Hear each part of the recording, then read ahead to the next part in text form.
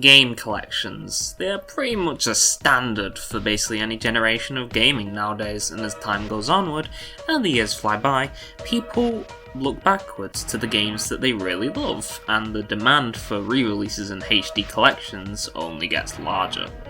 But collections like these have been quite common since the 90s. But there was a particular blue hedgehog who became somewhat known for his appearances in collections. You know who I'm on about. Sonic. And a while back I discussed one such game collection revolving around the Blue Blur's past, Sonic Mega Collection. But while Sonic Mega Collection held undeniable importance in Sega's catalogue back then, and was fondly remembered by myself and a vast array of others, there's another collection that followed in its steps. One of which was equally important. That collection? Sonic Gems Collection. Following in the wake of Sonic Mega Collection, Sonic Gems Collection is another such game compilation that is remembered fondly, yet it feels forgotten, overshadowed by its predecessor. Despite that, it holds a lot of importance that over time has faded as people move onward and turn their attention to other games. But Gems' importance in Sonic history and gaming history cannot be denied, and I want to explore the aspects surrounding it. Today on this episode of CRT Dreams, I want to explore the forgotten importance of Sonic Gems Collection, its impact at the time, and its role in preserving the importance of the games it contained within. Without further ado, let's go!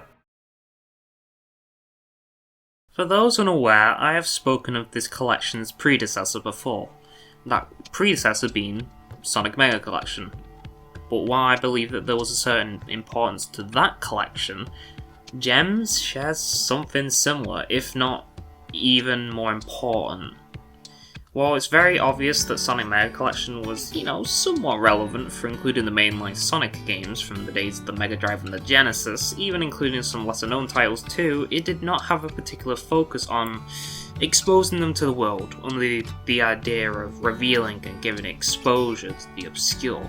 No, the Sonic games in Mega Collection, aside from some spin-offs and even non-Sonic titles, were known to the world, and nobody was certainly going to forget their existence. For context, around the time that Mega Collection was released, Sonic had a major presence in the 3D platforming space, with Sonic Adventure 1 and Sonic Adventure 2, plus its ports onto the Nintendo GameCube, the Sonic Advance trilogy on the Game Boy Advance, and even games like Sonic Heroes, which was multi-platform on PS2, Xbox and GameCube. Sonic was everywhere pretty much, and no way would people forget where he started off at. But therein lies the difference. Not all Sonic games like the mainline ones were remembered. A lot of them had begun to fall into obscurity, and a lot of them were not as loved, or they were relegated to systems that faltered in their popularity. More on that later.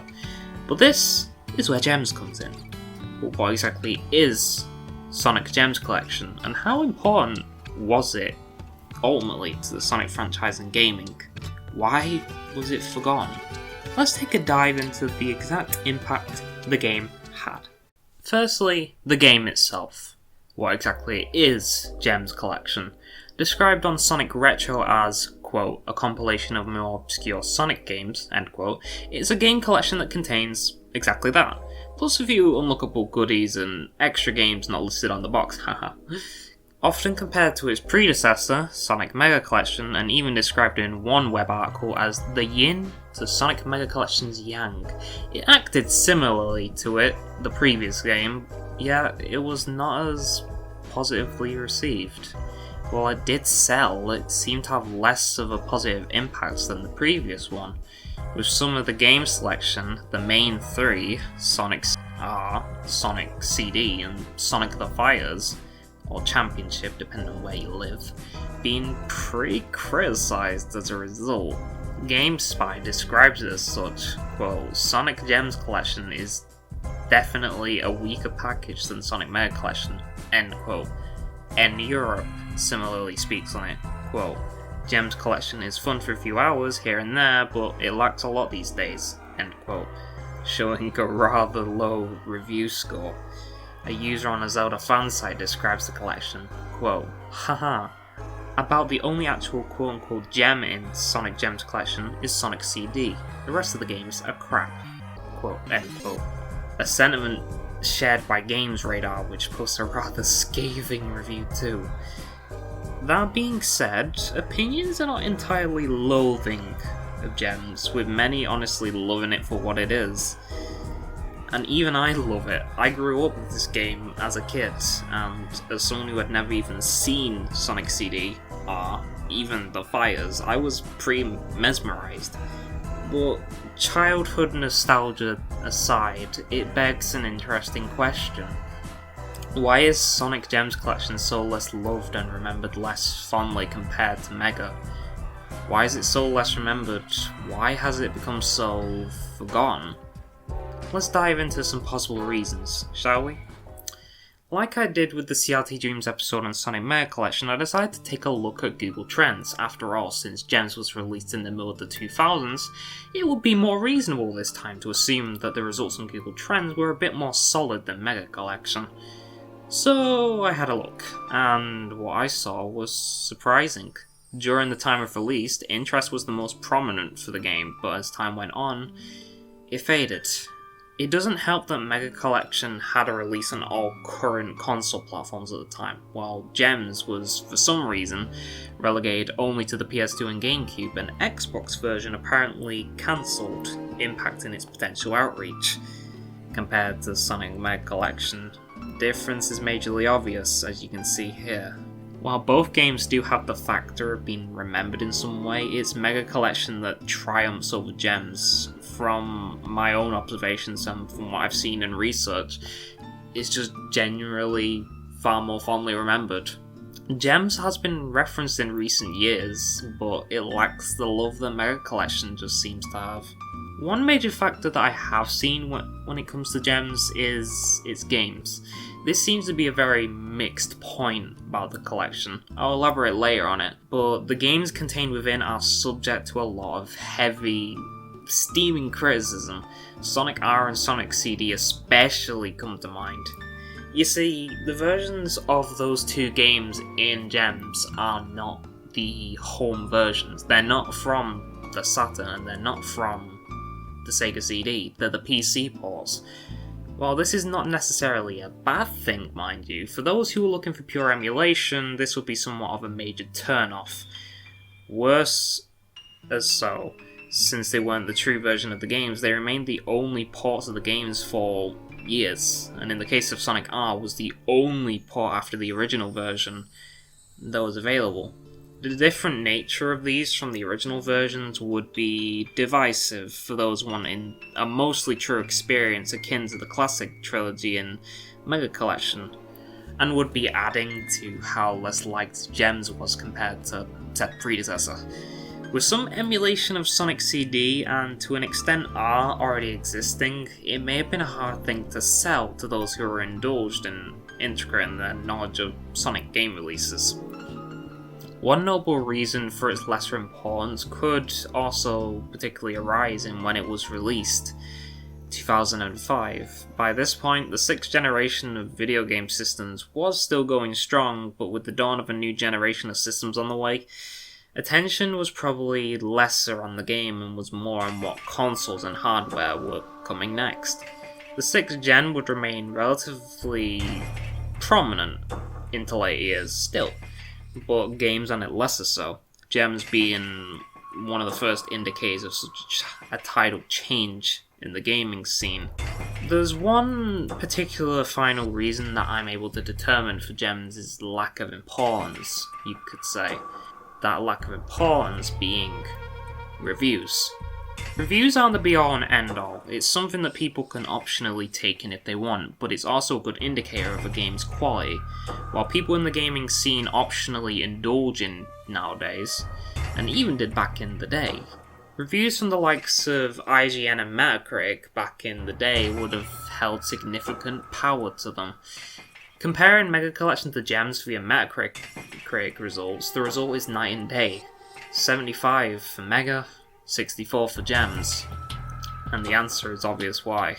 That being said, with the reasons as to why Sonic Gems collection is so less loved and remembered less fondly compared to Mega, and how compared to Mega it's fallen in importance, Gems actually does hold a lot of importance that many people have overlooked, many people have forgotten in time.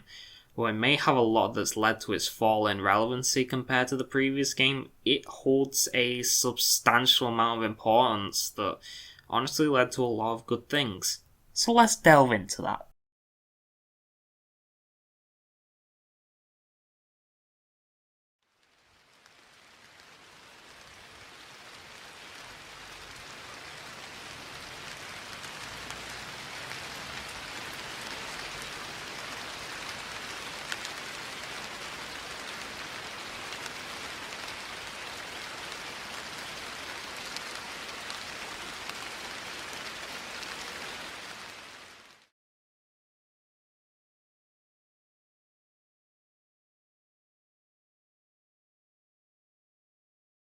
So, what exactly am I meaning by what I just said then? The thing is that even with everything against Sonic Gems collection, its role in Sonic history is not to be ignored. In general, its role in history isn't to be ignored, and it has some legitimate merits that let it have an importance beyond how it was perceived. It may have been forgotten, that said importance, but it has a lot more importance than people think. The first notable aspect of this is, well, the point of it. It's a game collection, but interestingly, it's a game collection of the more obscure, maybe even lesser loved Sonic games. It did not tend to try appealing to the demand of the main classics like Mega Collection did. It tried being out there in its approach. Up until the 2010s, this was the only official console re-release of Sonic CD, which had been relegated to the Sega CD and a PC port in the 90s. Sonic R, while it hasn't been re-released since its Saturn and PC port, and this one in Gems, it had its first console appearance in years here thanks to Gems. Sonic the Fires is an intriguing case. While it had meant to be on the Saturn apparently, the game remained as an arcade-only experience until its inclusion in Gems, and later a HD port on 7th gen systems. The repeating factor here is that Gems served as a platform of sorts for Sonic's lesser known and obscure games, all of which got some sort of second chance later on in the upcoming decade. Sonic CD got many a port, Sonic R had fans create some modifications to find a definitive way to play the game, and even Sonic the Fire's got a HD port that I mentioned before, that even added in back unused content. In a way, Sonic Gems Collection serves as a springboard for giving these games a second chance. It even applies to the smaller Game Gear games. Sure, they've been in other places, but to see them alongside some of the most obscure Sonic games is kind of nice. This brings up another aspect. What Gems was meant to have. It's indicated heavily from the concept art in the game's gallery that's unlockable that Knuckles Chaotix was meant to be in the collection, and it's indicated in an interview concerning the game that Sega Sonic the Hedgehog was also meant to be included, and you can even find remnants of Sonic Eraser in there.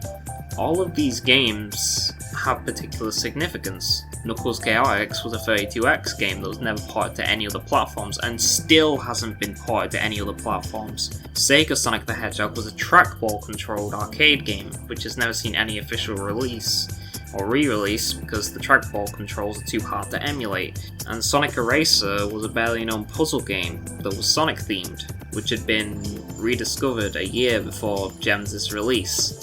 A common issue with Gems as a whole is that it didn't include some of the more obscure titles in the history of Sonic, like the ones listed. It intended to, and this brings up an important indication. It was trying to get obscure games out there. Sure, that's the point of most game collections, but in terms of Sonic the Hedgehog, this is far more important than people realise, because there's such a massive library of Sonic games, so many of them just fall into the cracks. Emulation for these games was hard and still is hard, so Gems was trying to give these games more importance while getting them out there, even if some of them just didn't manage to get in. To this day, Sega Sonic and Knuckles Chaotix remain primarily locked away, only possible through rather rough emulation. So despite Gems being unable to get them both in, and not including Eraser, it at least remembers or attempted to get them in. Back in this era, emulation was quite prominent, but collections like Gems were certainly somewhat common. But with the extensive catalogue that I've mentioned before of Sonic games out there, and with the 90s era of Sega long gone to the winds of time now, games from the Sonic series would just fall through the cracks. It's with that notion that while Sonic Mega Collection was important for bringing the older games to the then modern era of gaming, giving a new audience to Sonic the Hedgehog in general, Sonic Gems Collection, despite its lesser popularity and eventual tumble into being forgotten, gave new relevancy to the games that it contained, like Sonic CDs, Sonic R, and Sonic the Fires, and even the small titles. In a way, the lesser popularity of Gems feels oddly poetic. It gave up its own long-term relevancy, its own lifespan as a game, to let obscure titles finally have a day in the sun where they could be appreciated. I mentioned long ago in my video on Sonic Mega Collection that the game felt like Sega's love letter and longing for the 90s era, where they dominated the gaming landscape. To me, Gems Collection feels like Sega has accepted that they cannot go back, and are doing everything they can to remember the things that they created, even going as far as to get some of the more intriguing titles into the collection, even trying to get some of the ones that they couldn't get in eventually.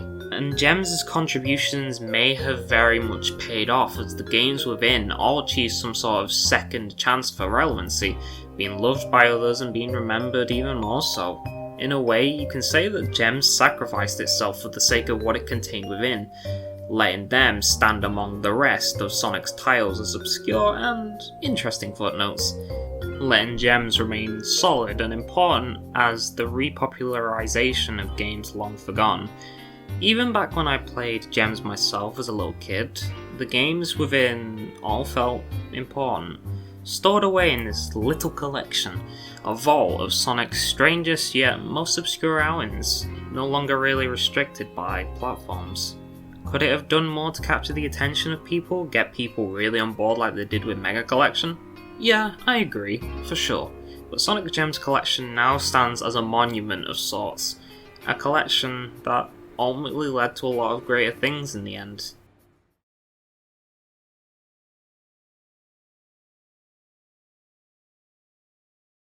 Sonic Gems Collection and Sonic Mega Collection are two halves of the same whole. One covered the mainline classics, while one of them experimented and included games forgotten to the vaults of time.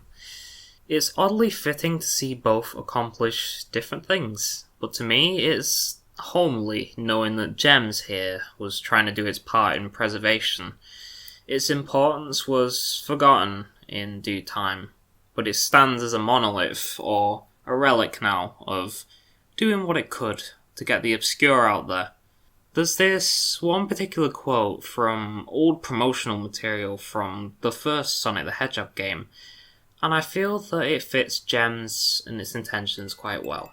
Quote, "Don't just sit there and waste your precious time.